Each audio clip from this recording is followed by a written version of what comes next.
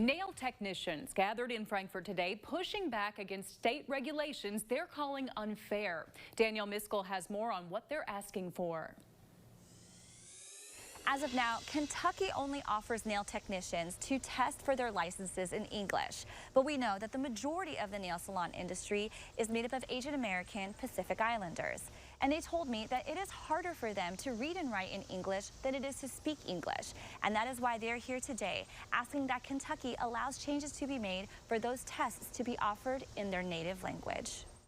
After the Vietnam War, an actress and activist named Tippi Hedren, you guys may know Alfred Hitchcock, she visited a Vietnamese refugee camp with women, and she was trying to help them find a new vocation in the U.S., and they all loved her nails. So she brought up a manicurist, taught all these women how to do nails. And today, the nail industry is on track to generate up to $15 billion in revenue in the U.S. But many Kentucky salons are struggling to keep their nail techs employed. One, the exams are only available in English.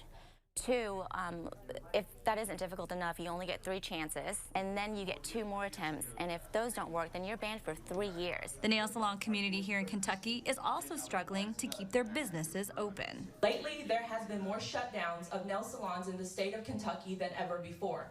We have people behind us sitting here today that their business was destroyed from the shutdown. Our nail community is asking for a better inspection procedure. Senator Reggie Thomas and Senator John Schickel are the primary sponsors for the potential bill that would do away with some of the over-regulations. This seems very reasonable. Workforce participation rate 50%.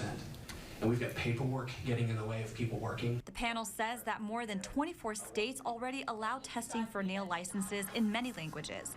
Here in Kentucky, all it would take is a computer program and some administrative fees to make it possible. Asian immigrants are known for their strong work ethic. We work long hours. We dedicate ourselves to our craft.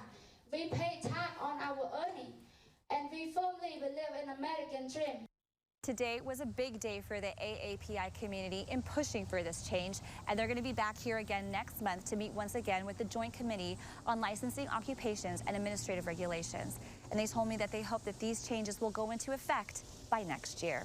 In Frankfort, I'm Danielle Miskell, Fox 56 News.